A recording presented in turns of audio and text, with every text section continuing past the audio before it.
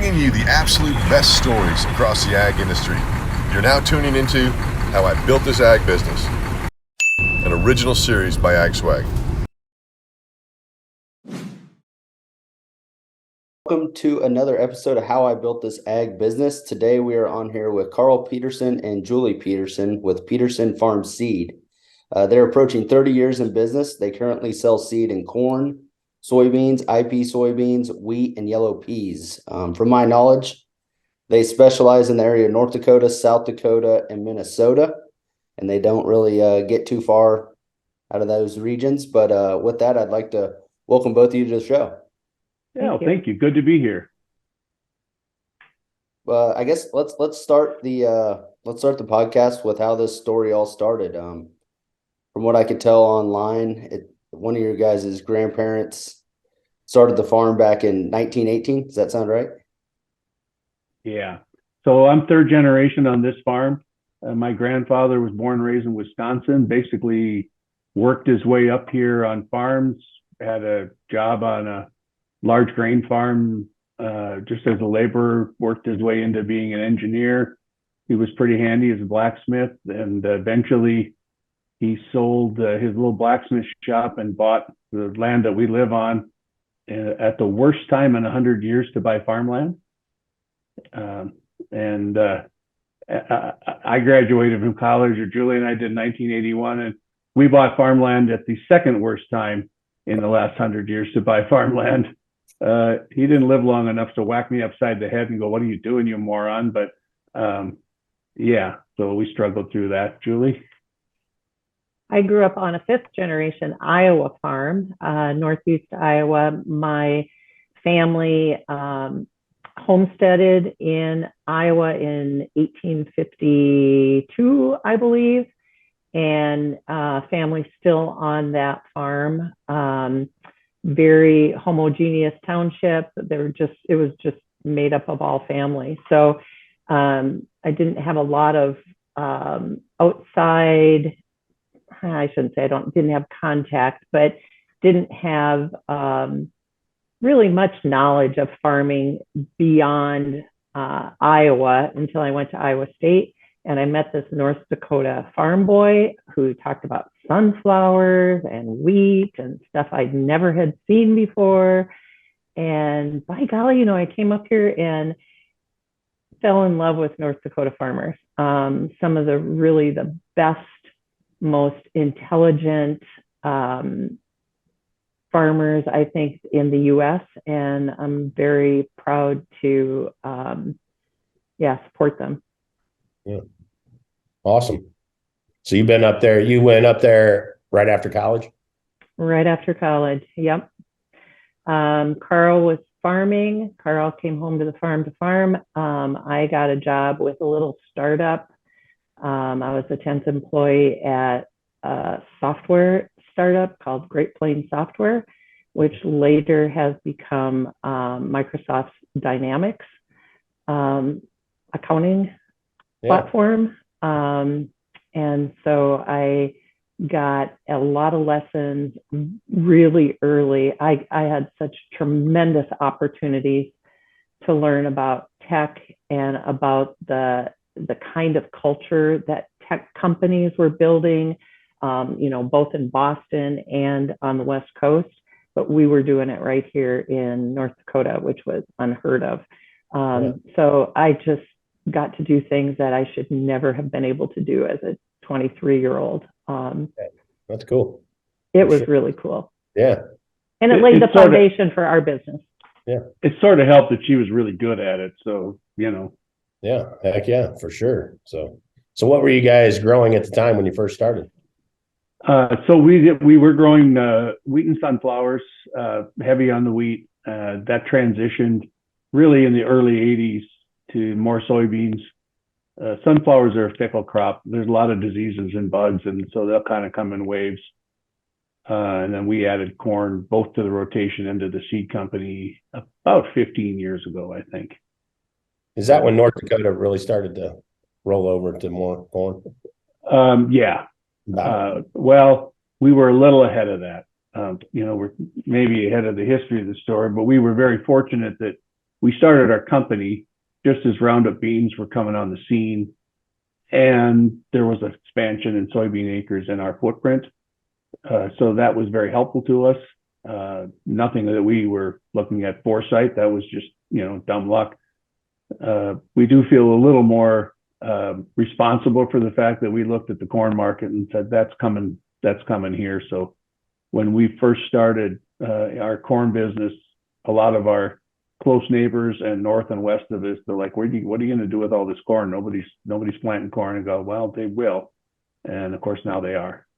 Yeah, for sure.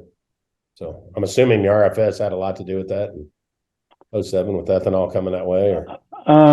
To a degree, it created more demand, but I think the real driver was the improvement in corn genetics in the early maturities. Okay. Yeah, that makes sense for sure. So yeah, I remember when I first started going up to North Dakota to speak, it was probably 08, 09. Corn had gone nuts already, and there was a lot of corn everywhere. So yeah, I thought it was impressive. Yeah. One of the challenges of our area, our footprint, is the variability is huge, right? So this year their planting intentions are 800,000 bushels more, or acres more corn than there was a year ago. Yeah. There was a lot of prevent plant 2 years ago, a lot of corn a year before that, a lot of prevent plant. So it makes it a little challenging to manage inventories in the corn business.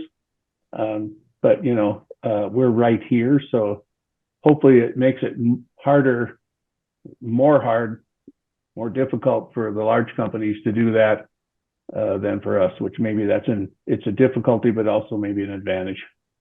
Yeah, makes sense. So you want to back it up? I jumped the gun there a little bit, but no, that's okay. Yeah.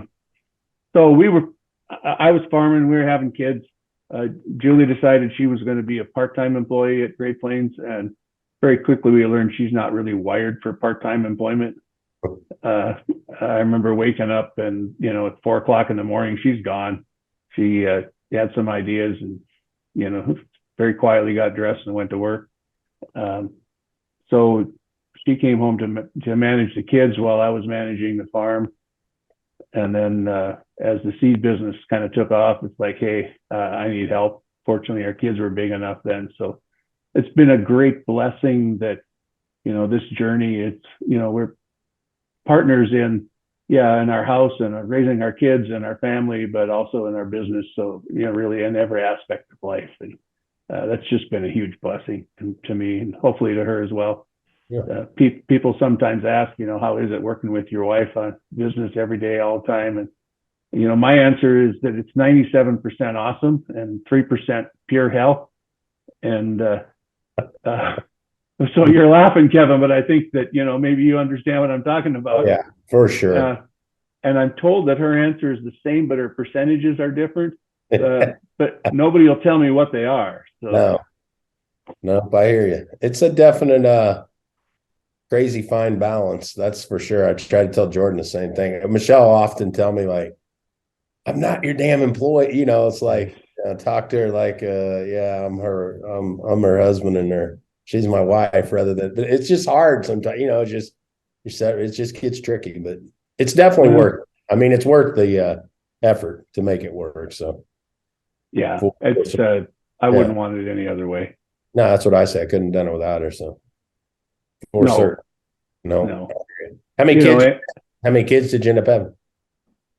We only have 3. We should have had more. Yeah.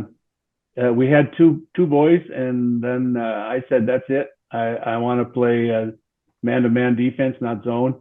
Yeah. And she said, now we should have some more. So we, 5 years later, we had a little girl, and kind of kicking myself. We could have had 2 more in there. We could have had 5 pretty easy. And, yeah. We look back the same way. We had 2, and then kind of thought, well, we've been blessed. We'll just take a break. We should have gone for the big family. It'd been a lot of fun as we got older. So, but yeah, we were sure busy during those years, though. But and this when you're building your family. I think our kids were so energized. They were so jazzed by learning about stuff around the dinner table, right? Yeah. I mean, we ate dinner together most times, but they learned about payroll taxes. They learned about what tax policies in Washington were going to do to our business. They learned about unemployment. They learned about so many things that they never would have had an opportunity to learn if we weren't building a business at the same time. That's true. Very true. Yeah. I feel the same with Yeah. our, so. In one sense, I feel like a little bit of a failure as a dad because I know you're a football player, Kevin, but my kids, they couldn't name a single NFL football player, but they could probably tell you who the Secretary of Transportation was, right? Right. No, I hear you. That's Jordan and I now. He's seeing now. He's building a business.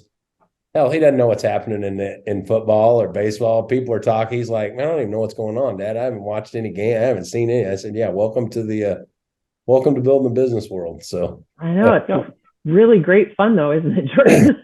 It is. It's all right, but you can only relate to certain people with certain things now. So like just small talk, I'm like, I don't even know what's happening. So it'll be like news headlines, or Hillary, my fiance, will be like, hey, did you hear about, she was talking about some guy that lost his mind out in Nevada, has been all over the news. And I'm like, I don't even know what you're talking about. Like, Sure.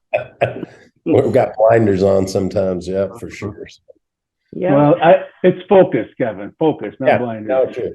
There you True. go. Very true. And I tell Jordan the same thing. I mean, my grandma always told me when I was young doing some little side businesses as a kid, she'd always be like, look, it's like a magnifying glass. She'd take me out and let me try and start a fire with a magnifying glass. She's like, if you move the damn thing all over the place, you're never going to start a fire. You got to hold it focused, keep it right steady and right there. And I always remembered that. And that's when I'm at my best, or our businesses are at our best, when we stay focused. But it's hard as entrepreneurs or as business owners. I think, like you say, I'm always wanting to do, oh, that looks like that'll be a great business. That's a good business idea.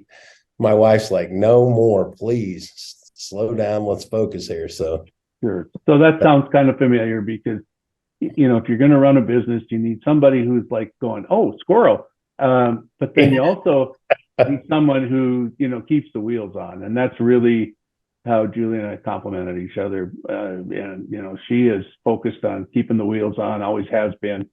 yeah. And, so if it was just me, it'd be a complete catastrophe. I hear you. It'd be a lot of fun though. Exactly. That's what Michelle says. He's way more fun than I am. Too funny. So back in the the late 80s, early 90s, we sort of had muddled our way through the farm crisis, and we're still on our feet, and we were looking for other things to do. We looked at Christmas trees, we looked at laundromats, we had a small pre-commercial scale raspberry farm here. Speaking of catastrophes, and looking for value added something.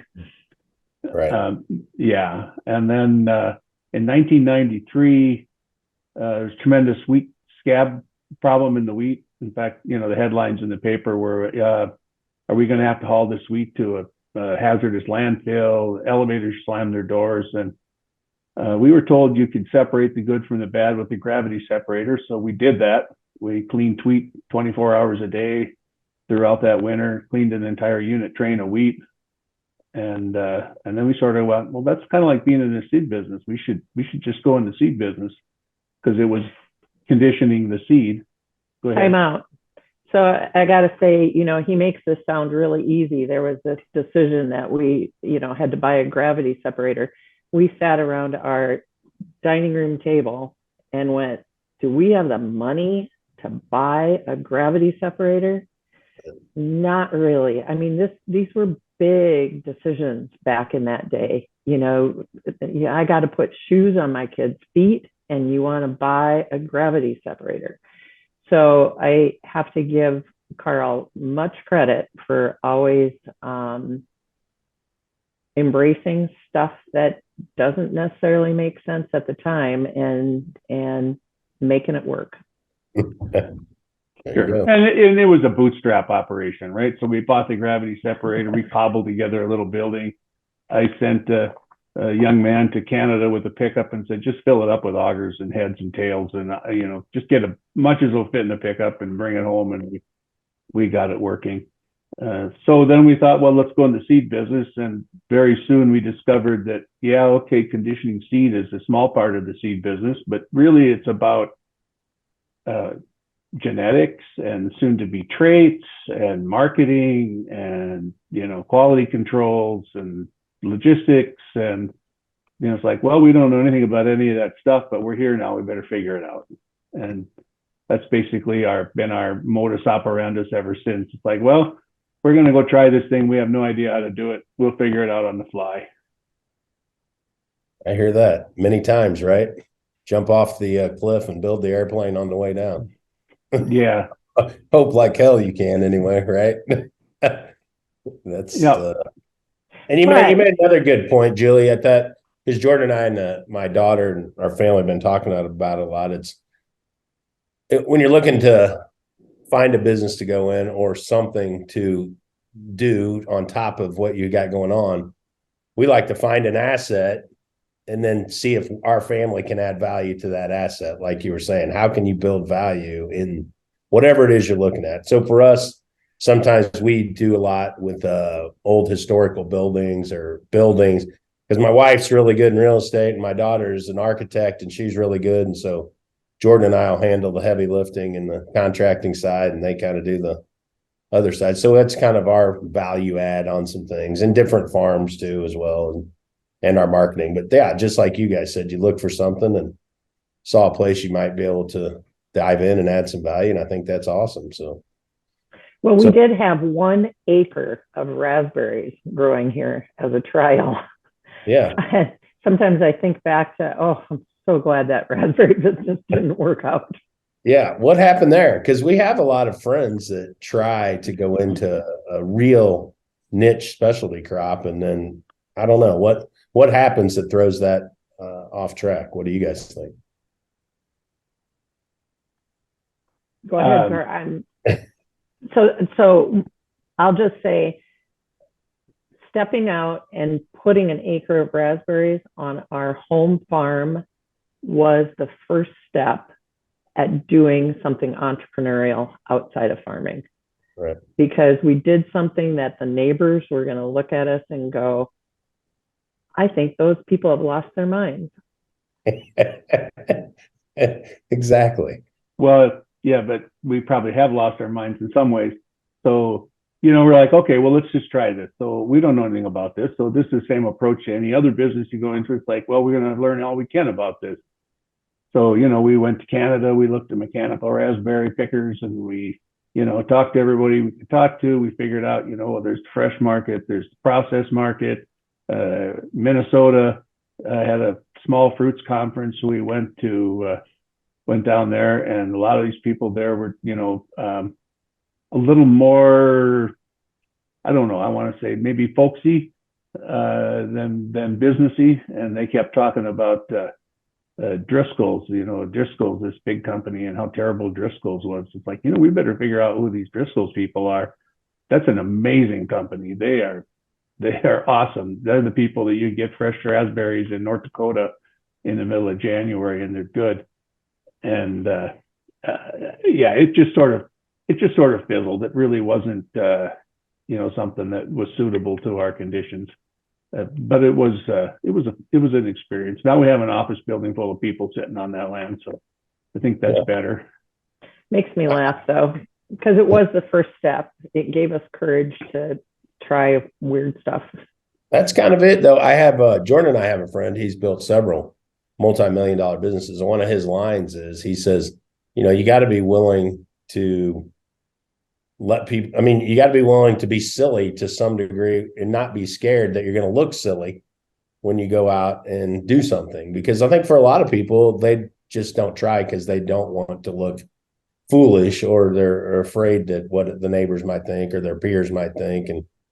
But like you said, a lot of our biggest failures have been our biggest successes because we learned from them and then right, ourselves up, dust ourselves off, and jump back in and try something different. So yeah, internally, probably the scariest thing my team ever hears is me saying, I've been thinking. Oh, gosh. But I refer to a lot of those things as kissing the frogs, right? Yeah. Not that I'm looking for a handsome prince myself, but you got to kiss a lot of frogs to find a handsome prince, and you just don't.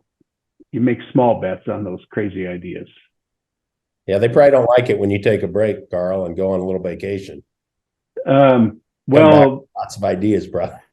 Go to Farm Tom and you come back full of ideas, right? I hear you. But that's really what it's about, right? So, you have to try different things. So when we started our business, we had a few things that we wanted to say. So we'd never sold any seed to anybody. So one of our principles, we need to be useful to the people that we need to succeed, right? So we don't breed, but we need genetics and traits companies. So we run a very large replicated research operation up here. We do research we do a lot of contract research on our own, because research is hard. Nobody wants to do it, and nobody wants to do it up here, but you need it up here. So that's almost been pretty successful as a separate endeavor, although it drives a lot of our business. And then to start with, one of our focuses is how do we look bigger than what we really are, right? And I had Julie talk about that. Julie has done all our marketing for most of the history of the company, and has been a huge driver of our success as well. Well, when we were trying to look bigger, we just repurposed everything, made letterhead that, back in the day, there were some small companies that were making letterhead that didn't look professional. We just always tried to have very excellent materials that made us look bigger, I guess, and just tried to build confidence.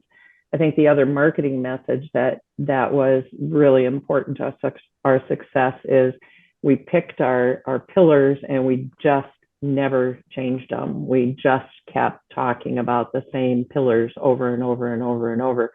And our pillars were very high quality, high excellence. We were going to compete on relationships. We were going to be relationship sellers. And we just never deterred from that. We just kept pounding on the same messages in different ways. And that was very successful over time. And you got to see a lot of that, Julie, from your experience with White Plains. I'm assuming Great Plains, yeah. Great Plains, excuse me, and yeah. how that kind of played out. Yeah, that I'm sure. And another thing that was interesting back then. So Great Plains was going to Las Vegas to Comdex back in the day. That's where all the computer shows were coming in. So everybody's coming in. Everything's shiny. Everything is, sleek. That was what a company did. That's what software was. And so how is this North Dakota company going to stand out? How is this North Dakota company going to get any press? So back in the day, Great Plains took some bales of hay and some cowboys and gave lassoing lariat lessons at Comdex. That was a lesson that really stuck with me, that if you're going to compete with the big guys, you better be David with a slingshot, because you got to look different. And we did some things that probably looked silly, but were very different. Carl, you can talk about naming your first soybeans, because so ridiculous. I don't know. You guys have you ever heard of Amarillo Slim? No. So Amarillo Slim was a pretty famous gambler back in the 70s. Okay. And he won a lot of weird bets. Like he bet he could hit a golf ball a mile. And so he took a golf ball up on a high peak and hit it out onto a frozen lake, and it went a mile. So one day he and his buddies were sitting around, and he said, I'll bet I can beat anybody you can put up against me in table tennis or ping pong. Right. And of course, this is kind of an absurd thing. He wasn't an athlete. He was a gambler.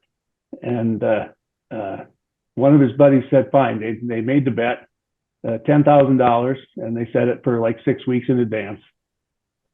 And so his buddy went out and hired a Taiwanese table tennis champion. So I don't know if you remember back in the 80s when, or not in the 80s, or been in the 70s when Nixon opened up China and they had the Chinese ping pong people coming around. They're just absolutely incredible, right? So he hired this Taiwanese champion, and so the day comes and Amarillo Slim walks. Oh, he made one stipulation: I get to pick the paddles. So he wasn't stupid. He knew that the rules of ping pong said nothing about the paddles. You can play with anything you want. So the day came, and he walked into the arena, and he walked up to the Coke machine. This is back in the day of 10-ounce bottles. And he bought 2 10-ounce bottles of Coke, dumped them out on the ground, and said, "These are our paddles." Well, and of course, in that interim, he spent all his time practicing playing ping pong with a Coke bottle. And he won the bet because, the other guy didn't really know what to do with that. So we refer to that as making your competition play ping pong with a Coke bottle. So you got to do things they can't do. So we came to our first soybean variety. A lot of Norwegians up in this part of the country, so there's a lot of Ole and Lena jokes or Ole and Sven jokes. So, okay, we've got our first private labeled soybean. What are we going to name it? I said, I think we should name it Ole. And everybody looked at me like I was nuts. But the point of it is, at that time, all the varieties were either like 5722. Who remembers that? No. Or like ferocious names like, as Maverick, whatever. It's like everybody remembered Ole, and that helps. So, when we got a little bit, our next variety came along, it was a little earlier. So we named that one Lena. It had to have a girl's name because, girls mature faster than boys. There you go. A little bit of shtick. Yeah. So, fast forward 20 years later, we put out our first wheat variety here a couple of years ago, and we named that one Buns. So, so then you can kind of say, everybody's checking out our buns there, things like that, which are, we're not going over the line. No, but, they're a little funny. So, and like you said, I think it makes it easy for people to remember and a little catchy, and that's good stuff. Yep. Sure. Yep.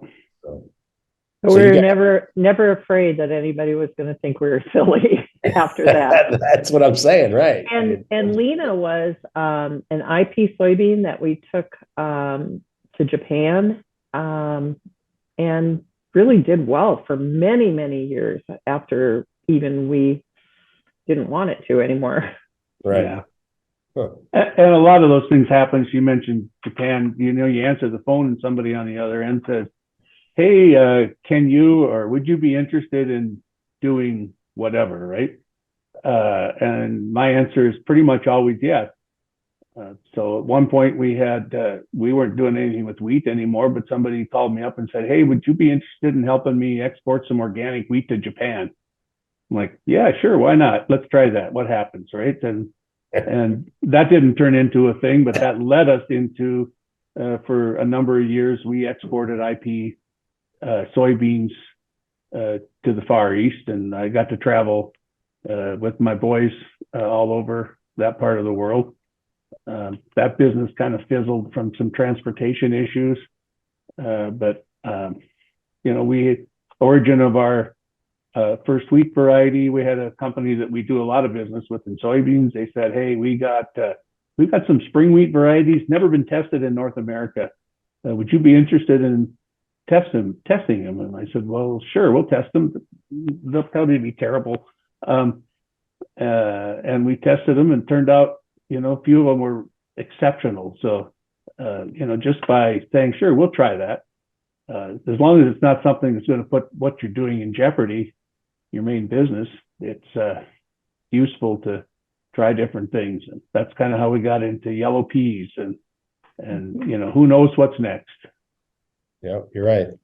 We had that same conversation. Like I said, saw a lot of similarities. Told my daughter, when the door opens, go through it and see what that leads to 5, 6 other doors, and you never know what's behind those doors. So just keep kind of exploring and see what happens as you go through there. And that sounds like how you guys went about it. So yeah, once in a while you get your head slammed in the door, but yeah, it's the way it goes. I would agree. So when did the kids start getting involved? So our kids helped us growing up. It's like, you raise your kids and you say, now don't worry what we want for you. Follow your own dreams. And then, they think you actually meant that. And so they end up all over the place. And you kind of want to say, no, I was kidding. I want you to. Yeah. So our 3 kids, our oldest son is in Iowa, very successful entrepreneurial ag business there. Our second son is on the editorial board of the Wall Street Journal. Oh, wow. And you can see him on Fox News Channel, a lot of Saturday shows. They have their Potomac Watch. He's on that probably half the time. And then our daughter is, I always mess this up, Julie. She's a partner in a public relations firm that does patient advocacy. She lives in DC. Oh, wow. Okay. Yeah. But Kyle built our first website, probably our second website. Actually, it was Eric that built our first website. Kyle took over after that. I was at a farm show and this 10 or 12-year-old kid walked up to me and says, Dad, I can do a website for the company. I'm like, yeah, sure you can, whatever. And a little bit later, he hands me a business card that's got a URL on it. And he goes, here, go to this website. Why? Just go there. So I went there and, there was, our company for sure up there, and so then he did that for a while and then he passed that off to his brother. His brother did that that was his summer job for a while. Our kids have allergies, especially our second son. So he's allergic to soybeans, which was kind of a problem. Really? We built the soybean processing plant in the yard. But yep. So he found a different way. No, I agree. Yeah. You said you traveled with him. You took him to trips and took him.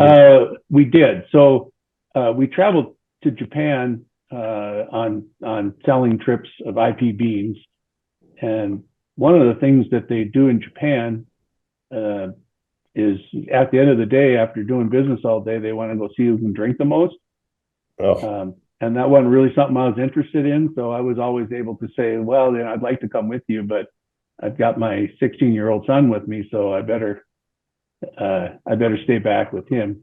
And then, of course, when you get a teenage boy that far away from home, he's going to have to talk to you. He's nobody else for him to talk to. And it's a great opportunity for them to, see part of the world, expand their horizon a little bit. Yeah, that's true. So it was a lot of fun. Yeah, for sure. We kind of quit that. You guys went on one of the first trade missions to Cuba too. We did that too. Interesting. Oh, wow. We did that too. I still have a box of cigars that Fidel Castro handed me personally. Really? If you touch them, they probably turn to dust. I don't smoke cigars, but So does your 16-year-old son, by the way. Yeah, he's 38 now. Funny. Our daughter, a few years later, she came to me, she said, you owe me a trip. I go, what are you talking about? You took the boys to, Japan and all over. It's like, you didn't take me anyplace. You owe me a trip. I go, hey, I don't owe you anything. But if we were going to go someplace, where would you want to go? And she said, Egypt. Oh, wow.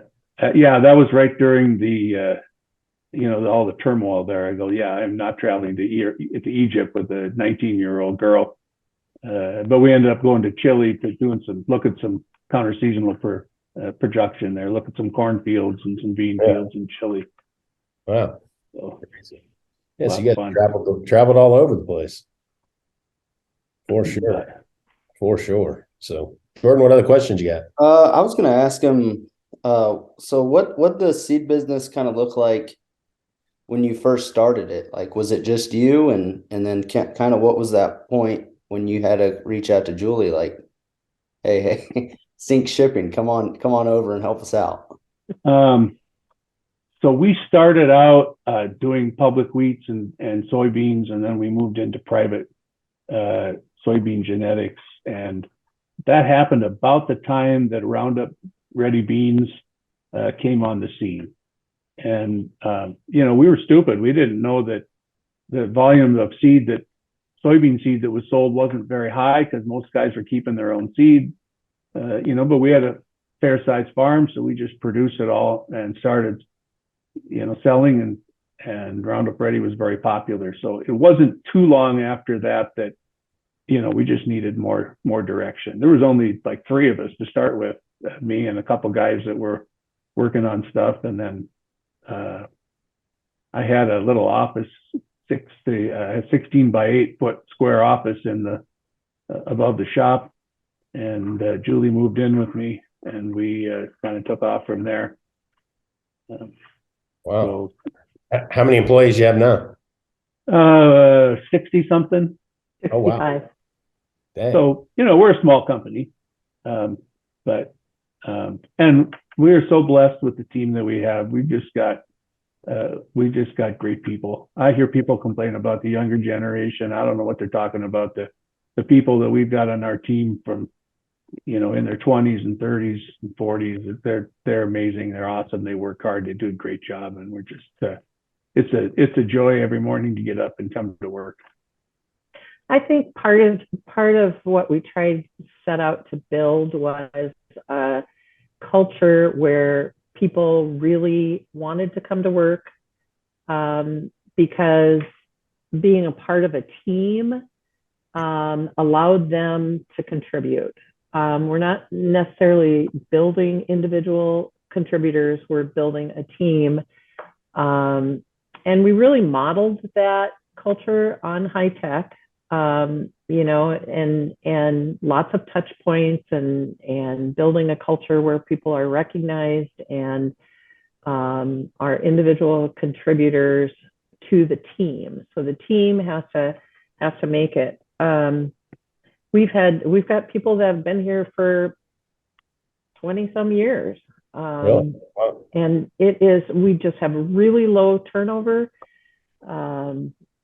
We're not the highest payers. We're certainly not the lowest, but there's more. You want people to have fun every day when they come to work. And we've done some crazy things here. We've had remote control forklift races, and Really? we try and do fun stuff. We have something called the Joy Squad, who is charged with bringing unexpected joy to people. Unexpected joy. So we just have a fun team. So I got to give Julie all the credit for building the company culture. I'm a farm guy. Like, when she started talking about culture when there's maybe 5 of us, and I'm like, what are you talking about? You hire somebody, you pay them a wage, they come to work, they do the job, they go home. That's it, right? So the guy, no, it's more important than that. You got to build a company culture that people want to be a part of. And fortunately, I listened to her, and that's what she worked a lot on. And I think that's to me, when I look back at our success, it's great to say, hey, we're able to provide high quality seed to farmers that can help them raise their corn, soybean yields, and maybe find some innovative things. That's great, right? Love that. We have some dealerships that are independent business people that, if we can provide an opportunity for them to help build their business, love that too. But more than any of that is to be able to build a place where people can have a home, a work home, and can feel like they're contributing. And that's really the greatest sense of joy, I think, for Julie and I.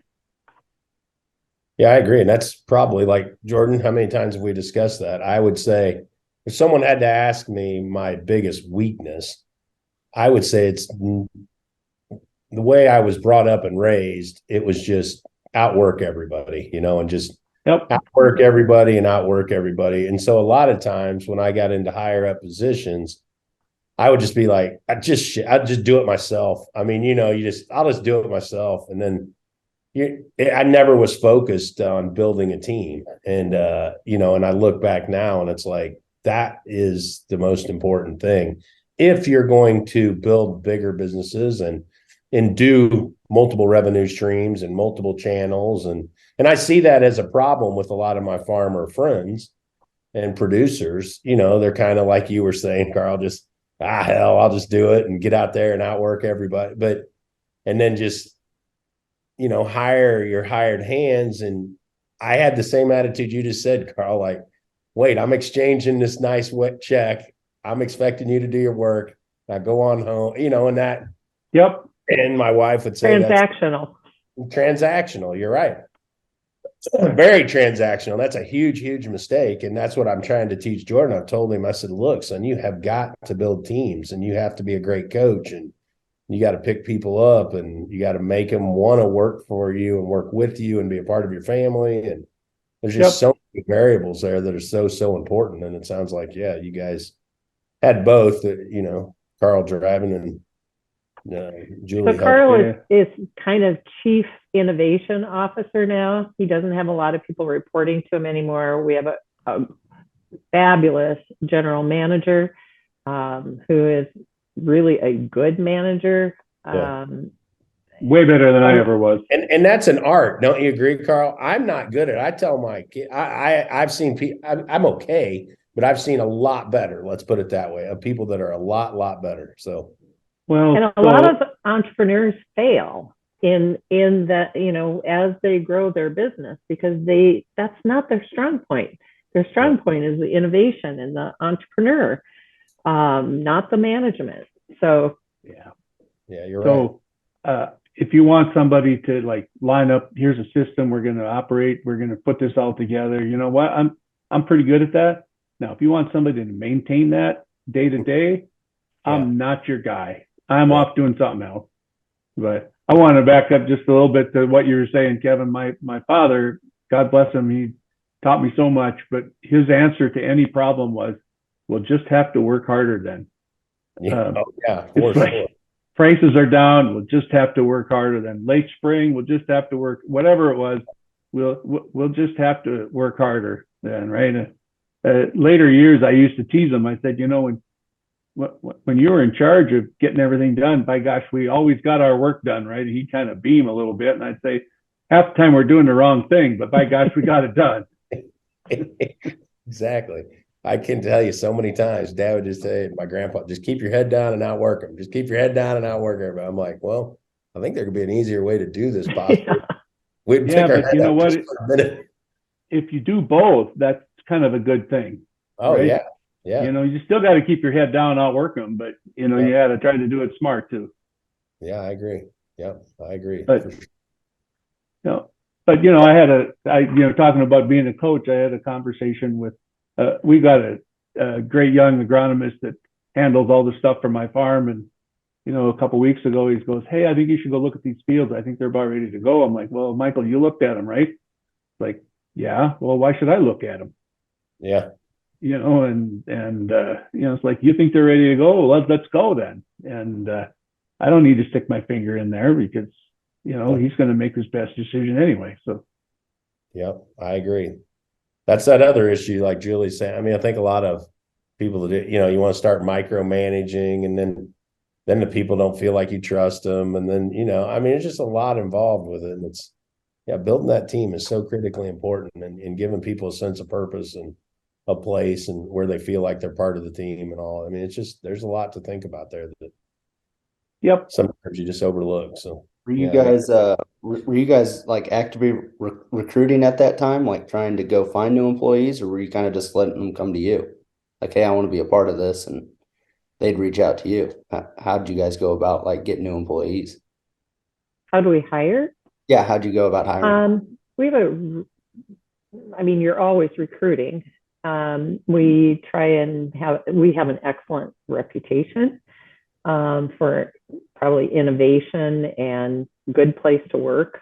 But you're always recruiting. Yeah. When we looked for Scott, when we were looking for somebody that could fill in during transition, away from Carl being the primary manager of the department, you start looking through your network and who have I met?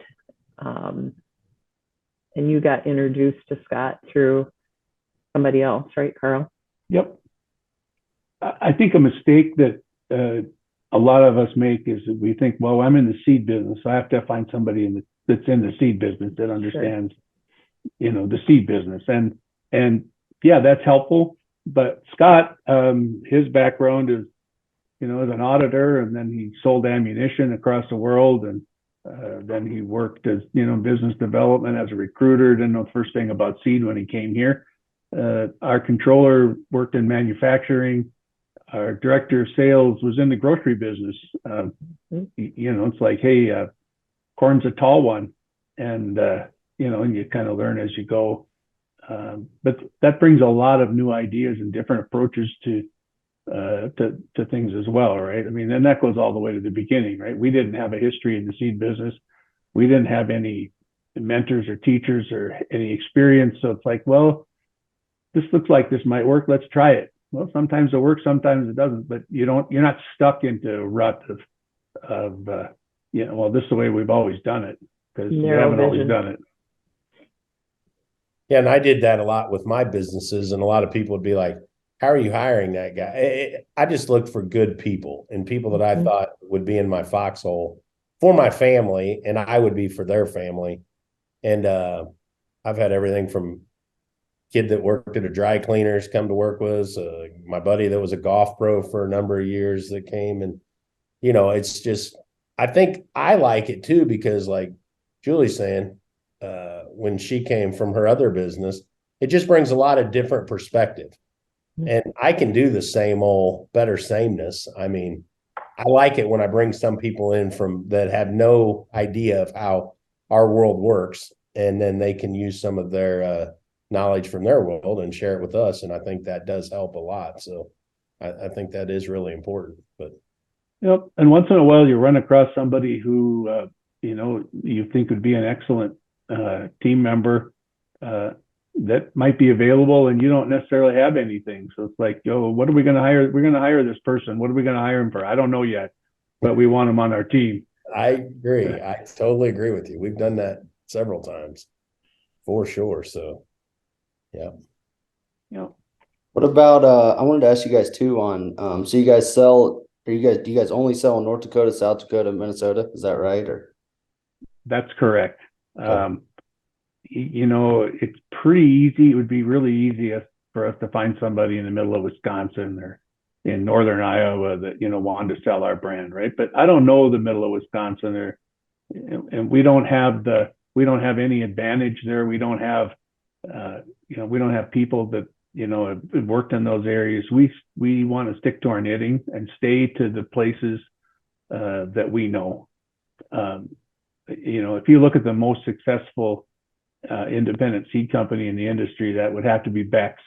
And for many, many years, they said, we draw a circle and we don't sell outside of that circle. Now they've changed that philosophy lately, but I think that was a big driver of their early success. So, and let's face it, we drive by a lot of fields that we're not on the way to those places. So why wouldn't we stick to where people already know who we are, and have some idea of our reputation, and we can be helpful to them because we know that area, we know the products that fit that area. Yeah. And that speaks to probably our focus on long-term success rather than short-term. We really work hard at not making short-term decisions or decisions that will benefit us short-term but not long-term. So our philosophy is keep the focus on long-term. The short-term will work out. If we make the right decision for the long-term, the short-term will work out. That's a great piece of advice for sure. Yeah. Yeah. People should have that hanging on the wall. I would agree 100%. So yeah. And it's hard to do sometimes when you're under pressure. Yeah, very hard to do. But you'll never regret it if you keep making the right decision for the long term. Yeah. And we have a few things that, I just kind of call it management, my mantra, right? One of the things that we say a lot is that at the end of the day, who we are is a lot more important than how much we sell. I'm sure we could be a bigger company if we, cut corners here or there, at least in the short term. But that's not who we want to be. That's really most important. Yeah, I agree. And I've seen a lot of companies get way off track by, allowing the short-term gains to kind of, get in their eyes, and the next thing they're way off where they want it to be, and things go horribly bad. So yeah, that's very good. And I think that's a challenge for all companies, small and large. The large public companies really have a problem that they have to deliver quarterly results. Yeah, I agree. And that's pretty difficult. We don't focus on the next quarter.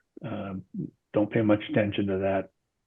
Focus on doing the right thing, and we just sort of assume that that'll take care of itself. Did you guys have outside investors or outside money you had to answer to, or boards, or? Nope. It's pretty much a bootstrap kind of a thing. That's kind of nice.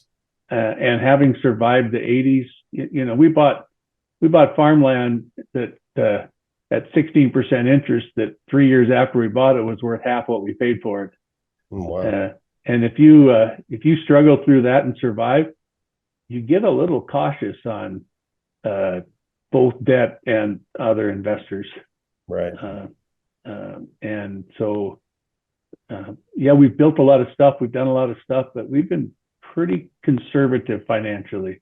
Our oldest son, in the world that he lives in, there's a lot of outside investment and things, and he always was telling us, well, Dad and Mom, you should be raising some money from here and there, and you should be doing this and the other thing, and you can grow faster. And my response is kind of like, you're probably right. We probably could. Maybe we should. I don't want to. That's me. The same thing. Everyone's told me the same thing. Oh, I should do these raises and rounds. And I'm like, I don't want to answer to these people. I don't want to exactly right board people and have to show growth when you don't want to grow in that area, or like you said, you don't feel you have a competitive advantage, but they want you to keep showing top line growth and front end. It's crazy to me, but it's a different world. So yeah, and there's nothing wrong with it, but it's not what we want to do. No, same here. I agree with you. Yeah. We've always tried to measure ourselves 3 ways. We're not necessarily concerned about quarterly results. We're long-term focused, but we do always look at, where did we come from? Are we better than we used to be? Where are we right now against our peers, our competitors? Yeah. But holy cow, where could we be? And that vision is pretty bright, and we're always moving toward that. We reinvent ourselves. I mean, in 30 years, we're just not the same company that we were. We try and hire people that know how to be flexible, or are able to change, because we're reinventing ourselves all the time. Yeah. So what's the future look like for you guys? I'm 64 years old. Julie might be somewhere in that same area. I'm not going to say, but smart man. We got a few years left in this. Our kids are not going to come home. One of the things that we said for a long time is that we need to grow this business to the size that it can be managed by non-family leadership, right? And we're building a leadership team that can do that. As far as ownership structure, we're still a little bit out on how we're going to do that, if we can transition that in some way. But I tell people that I'm more optimistic about the future than I ever have been. And, that's just not something that we say. And part of that is, we've come over some of those hurdles. We don't have to fight some of those battles that, are already over. So we can look beyond and say, we think there's an opportunity to move more into IP grains. I know you work with Benson Hill and some of those kind of things. We're doing some similar projects with people. Provides opportunities for farmers. And new crops, different things going on. When I was 15, probably nobody had ever, probably 12, nobody had ever grown soybeans or sunflowers in this area, right? And then by the time I was in my 20s, it was a major crop. So try to look ahead and go, what's the next version of that? We're in an area where there are 20, 30 different crops grown commercial scale. It's not just corn and beans. And how can we both participate but move the needle on some of those things? Because some of those things, are huge competitors, Bayer and Corteva. They're not really interested in that scale of a project, but it's meaningful to the farmers, and it can be meaningful to a small company like us. Yeah. How do you think younger farmers are going to be able to get started here with some of these crazy land prices and things like it is? What are you seeing up in your area? Yeah, it's kind of crazy. It's a little scary having, like I said, come up and started farming in the 80s.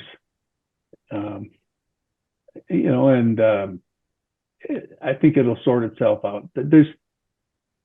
There was never really in my lifetime an opportunity where it was easy for somebody who was not on a farm background to start farming on their own. But I have several neighbors that did it and have done so successfully. So it can be done.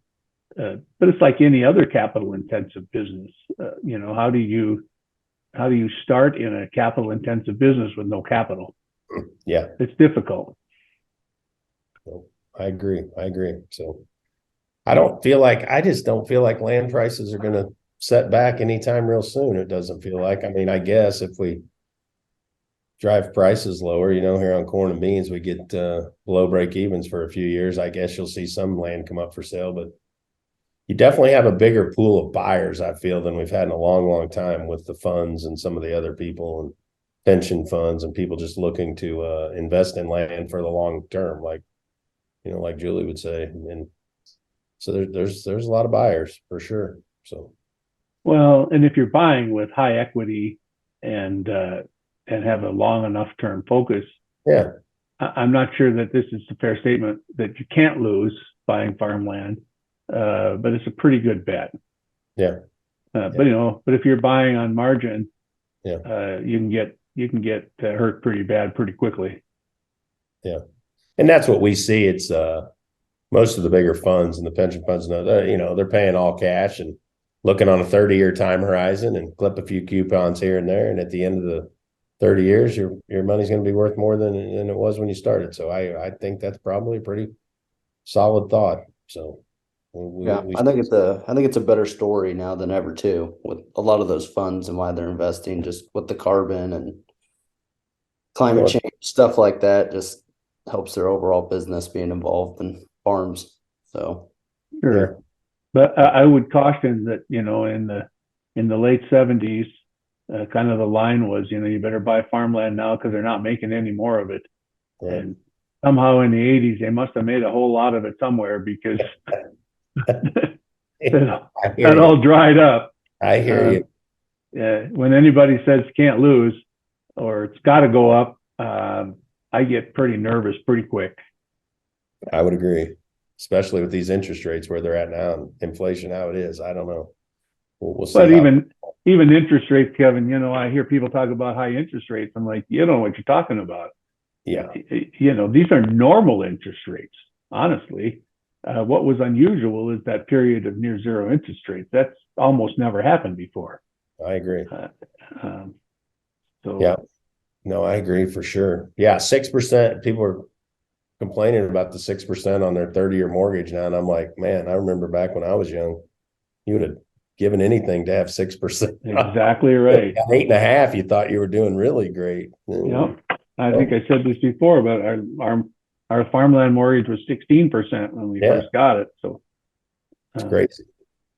So we had 20% operating interest the first year out of the chute. No wonder it didn't work that well. No, I hear you.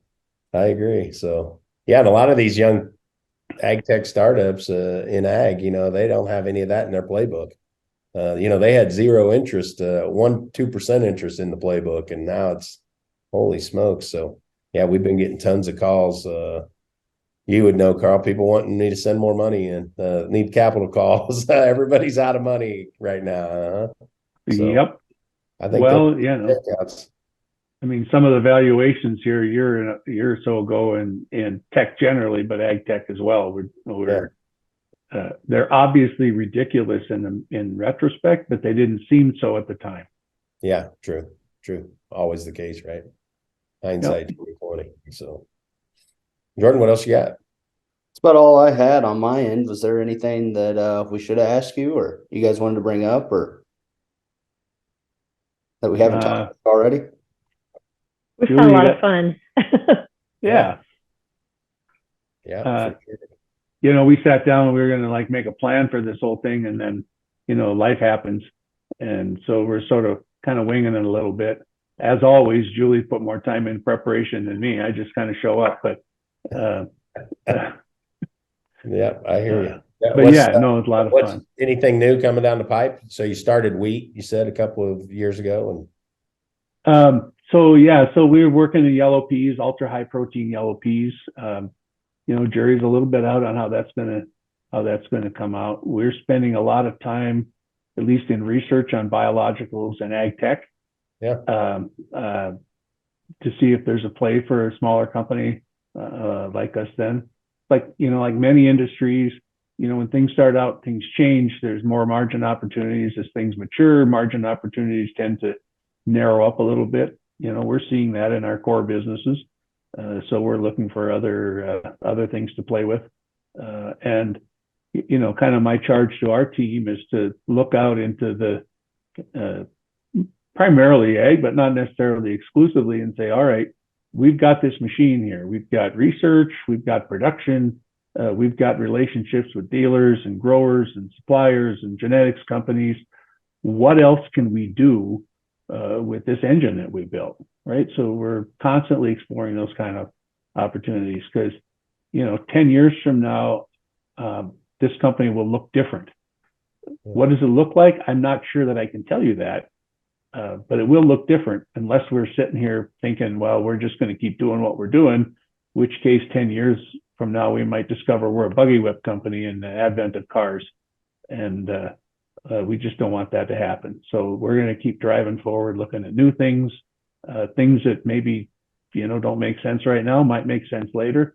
And we're going to have a lot of things that we're like, oh, we tried that, didn't work. But, you know, that's part of the fun. Yeah, I agree. I like that, you know, build your core engine. Like you said, your research, your marketing, your network, and heck, you're pretty much able to do whatever comes along that looks like a little fit and you can add some value to it. So yeah, exactly right. Great model for sure. So awesome. Jordan, thanks. I appreciate you guys taking the time to do this with us. Learned a lot and hope everyone else learned a lot as well. So for sure. Thank you. Yeah, you bet. You guys ever get to Kansas City? Well, my wife and I, maybe we'll go to dinner or do something. You'll probably be a little busy in January, but we'll be there for FarmCon. I hear you. Yeah, and we'll be reading your thoughts pretty much every morning. Sometimes I get a little behind, but yeah. And then once in a while on Thursdays we try Michelle's recipes. So there you go. Exactly. It's all pretty good too. So we've really enjoyed what you guys are doing, and you know, honestly, it's a little bit of a fresh approach that we love to see. So appreciate that. I appreciate it. Thank you guys again, and thanks for Thank being you, Jordan, for setting it up. Yeah, absolutely. Yeah, thanks a lot. See you guys. Thanks for getting back. All righty. See ya. Bye.